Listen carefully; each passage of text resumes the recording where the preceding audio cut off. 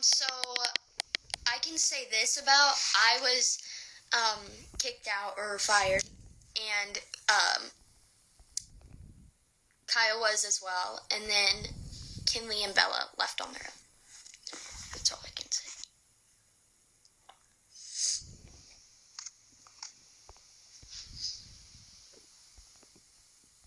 Yes, and everyone has signed an NDA except for me.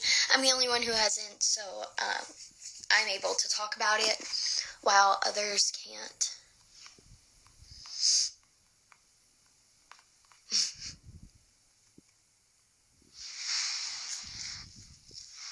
Okay, ask me more questions. Did you ever enjoy the experience? Were there ever good things? It was kind of like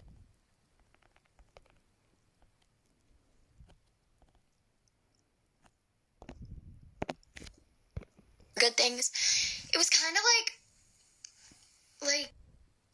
they would do something really bad, and then they would bribe us with something. Like, they would take us to Sephora and get us like 2 things, and like they would buy us a Nintendo or like get us a hoverboard. Like, it was very much like rude, like mean, like all of this stuff. And then they try to bribe you to make you kind of hush or like make you be quiet, and like it was like hush money. So like that happened a lot. No, I wasn't kicked out because I didn't sign the NDA. That was after. But the reason I was kicked out is because we weren't doing school. So I was behind in school. All of us were, because we weren't doing it. We weren't getting paid for anything at all. And like the mistreatment was crazy. And so my mom finally spoke up about it. And that's when they decided to kick me out. And it was actually like, it wasn't just, I don't know if I can say this actually. I already kind of spoke on the NDA thing, but basically, like, everyone else who signed an NDA got something out of it, that they had to sign the NDA to continue on, but I didn't have to sign it. So I didn't. Why would I do that for no reason, you know? Yes, I like Deer Hunter Prep.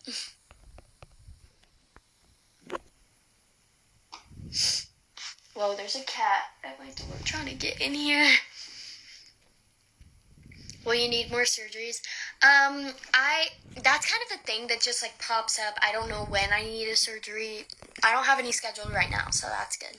When do the other girls' NDAs expire? I have no idea on any of that. All I know is that there is one, but I have no idea on that kind of stuff.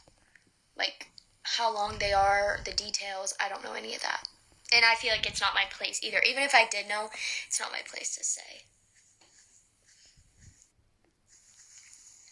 Yeah, we were not paid for anything.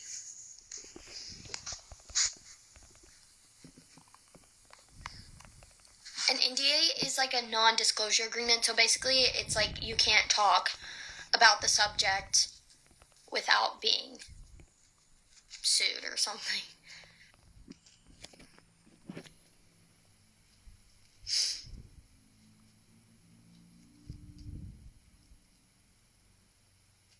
Yeah. What happened at AGT? Oh, that's an interesting subject. So, I was on AGT twice. My experiences were similar but different at the same time. All I have to say is that, like, it's not, like, personally, it wasn't extremely enjoyable because I had worked on the TV scene before.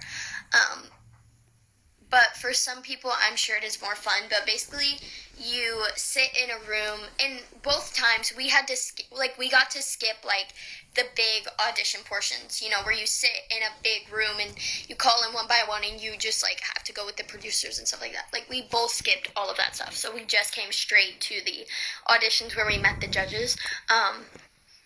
And basically, you just sit in a room for a bunch of hours. They give you this weird like box lunch that is not good, and then you go, you perform, and you do some like behind the scenes stuff. And like all of the behind the scenes stuff isn't real. Like, it's not actually like backstage. It's like a different room that's made to look like backstage. And And then, yeah, that's pretty much it. Like, so it's kind of a boring experience, honestly, but I know for some people, like, it really has, like, changed their life, which is really cool. But personally, it, I mean, it was just kind of boring. Like, we just sat in a room for hours until we went on stage, and then we came off stage, and then you leave. Like, and, like, the second time I went on AGT, like, the first time we were in a hotel because we were from Texas, and then the second time we had to drive, even though that, like, they had the funds to put us in a hotel, like, even though we were because they put that we were based in California, but, like, all of us were really far away, so every morning we had to drive there, like, really early in the morning. It was not fun. Hey, guys, okay, we almost have 100 people in the live, guys. Let's keep sharing it. We're kind of just, like, talking about, like, whatever right now. But, yeah, go ahead and ask me any other questions that you guys have about anything.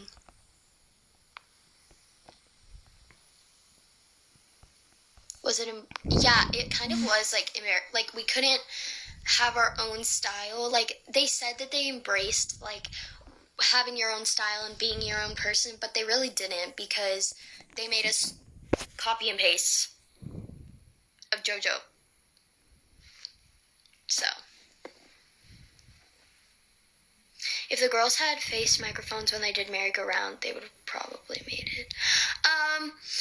So there was talk, like, because that was all live, like, it was all live, and it was a really hard dance to do live, and we actually wanted to do a different song, that was better than merry-go-round, but that's the one that they wanted, and everything on TV is fabricated and made up. Like, we knew we weren't going to make it to the next round because of what the song that they made us do and, like, everything.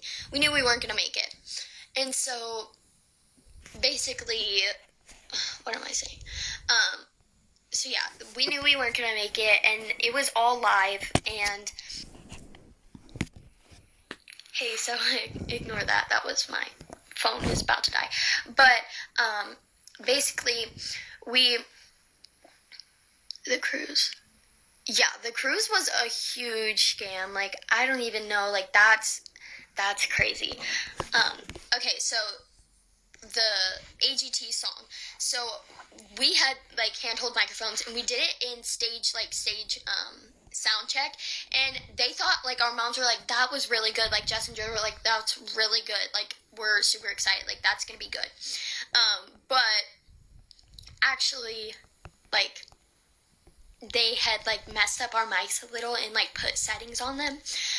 And of course, like, nerves and stuff, like, it, like, you know, like, it was probably not our best, but at the same time, they had messed up our mics, kind of, and that's a known fact. So, we, like, were intentionally not gonna make it through, if that makes sense.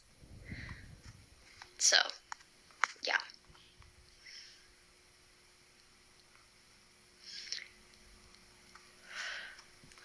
Somebody said...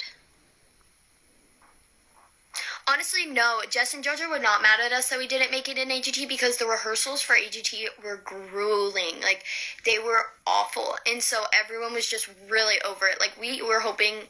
We all went to, like, Dave & Buster's or something random, like, after, because we were actually excited that we got eliminated because... Well, mostly the kids were excited that we got eliminated because we didn't have to deal with a whole nother of going through JoJo's grueling rehearsals and, like... all of that. So we were actually kind of happy that we had got eliminated. They had told us that we had to be grateful and quiet and happy because this is a big opportunity and you don't want to mess it up for your kid, and you should just, it was always like, you just need to be very grateful, you just need to be like this, like, you can't question anything, like, it was very like that. So we were all scared, and of course, whenever my mom did speak up, y'all saw what happened. Was anything not staged? I feel like almost everything is staged in I mean, I don't really know. Pretty much everything is staged, honestly.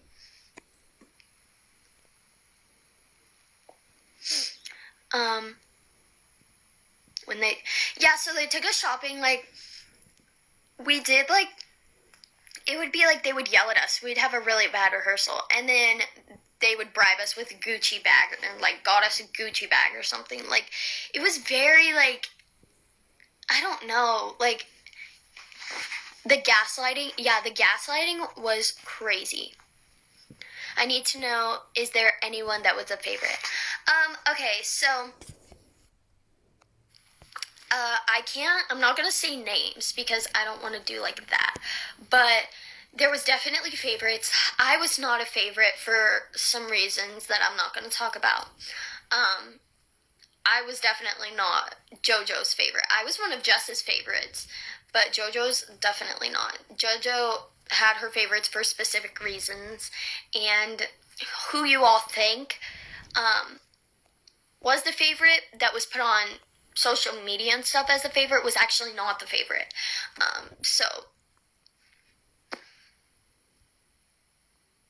JoJo fans could tell the XOMG house was JoJo's old house with Dollar Tree decoration. No shade, they were made for or whatever.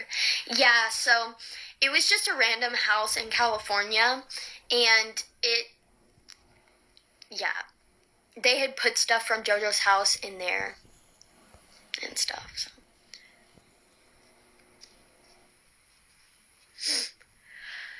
Yes, all of the videos that we did were staged.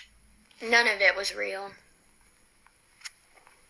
So, like, all the YouTube videos and all of the...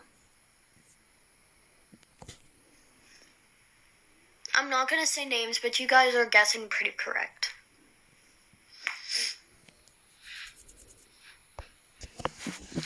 Y'all are super talented and they just wanted selling shirts. I mean, they kind of did.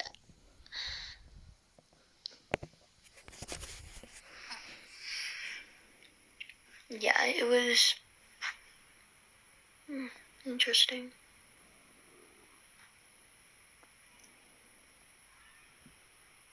On the show, when you played the ukulele when Brooklyn was doing her solo part, was that real or staged? Oh my goodness, guys, don't even get me started. That was completely staged. Like, that was all editing. Let me spill the real tea for y'all on this episode 5. So, Brooklyn, so before we did the audition, like, Jess and JoJo told me, Kinley, and Kaya, they were like, Kinley and Leigha, you didn't get to sing last week, and we know you're going to do really good with this song. You are going to be singing this week. And then they said, Kaya, you are also going to be singing, because she had already made the group at that point. So us 3 were set to sing the song, okay? And we were practicing. We had rehearsals with Jess and JoJo. They were loving it. Like, it was great. And then they tell us, they go, Kinley, Leigha, and Kaya, y'all are singing this song, but the other girls who didn't get a chance to sing the song this week, we're going to have an audition because you can steal somebody's part. Hello? So you tell these kids that they got the part, and you give it to them, but then you're like, oh, but everyone else, you can audition and steal their part. When they already had a chance to sing, we didn't get a chance. And so they did the audition, and they picked Brooklyn over me or whatever, and at this point, it was really cutthroat, and, like, there was some drama between Jess and my mom, which was not even true at all. Like, my mom hadn't said anything to Jess, and Jess wasn't mad at my mom at all. They just had to make some random drama that was not real. And so, so all of that was going on. And then the producer had talked to my mom and I, and she was like, hey, I feel like y'all should, like, it was her idea, of course it was, because the producers are always stirring stuff up. But she was like, I think it would be a good idea if you, just played your ukulele for Jess or something, like, just to, like, give her one more good impression of you singing before eliminations. And I was like, that's a good idea because I just want to give her one more thing that's like giving her a reason not to cut me that week, right? And so I go in and it's the second day of rehearsal and I have my ukulele. This is the beginning of the day, okay? And I go, hey, Miss Jess, like, can I sing? Can I just like sing for you? So that clip you saw of me and my mom or something, that was like a different time of the day, and like Jess had pulled us over there. Like we didn't do that ourselves. And so I had sang before they even started filming. Like I had sang. And so this was at the beginning of the day, okay? After filming was over, that's when Brooklyn got sick. It was the same day. The moms were with the cameras out on like a little lunch thing, and we were at the studio rehearsing, and that's when Brooklyn had gotten sick, okay? So all of my singing stuff was already like gone, okay? I was not trying to take Brooklyn's part, even though it was my part first. I was not trying to take it. Like I just wanted to, and also like if I wanted that part back, I would have sang the same song. I sung a completely different song. I just wanted to give her one last impression of me before she made cuts. And so they made it out to be this big thing that I was trying to steal her part, and that I was trying to like get my part back and take it from her, which was absolutely absurd and not true. So yeah, that's basically the real tea on that. She'd gotten sick like way after that, or it may have even been the day after. Like she was not sick before I started, like before I sang for her. So yeah, that was completely fabricated and not true. Not true. So yeah, that's the tea on that, guys. Like, Jojo Lee, that's so funny. Okay, guys, do you think Jojo sees your TikToks? She probably does. She probably goes on her fake account and stalks me. Which, honestly, if you're that desperate and you want to go stalk me, go for it. Because, babes, I'm not looking at your account. Like, I don't even know if she's posted because I just really don't care to know what she's doing. I know she's probably not doing anything good, so why do I care? I don't know if I have them blocked, maybe on Instagram, but I know behind the scenes because my mom and I were at Jess and JoJo's house literally almost every day because my mom would help them do stuff. She would help Rhinestone. My mom, Jess told my mom that she was one of her closest friends. And so, Jess was, like, my mom was one of Jess's closest best friends. And so we were always over there. So I know the kind of stuff that they do. I know the kind of stuff that they say after, all of this stuff. Like I know exactly what they had said after I had left because I can just know like how they act, and she definitely has fake accounts, so she probably is looking at my stuff. And honestly, if she is, and if she ever were to see this, girl, you're that desperate that you're looking at my stuff, like, because I'm calling you out. So yeah, that's my rant for today. You guys got me going. Anyways, okay, guys, I think I'm gonna head off for today. I've been on for like 45 minutes, but I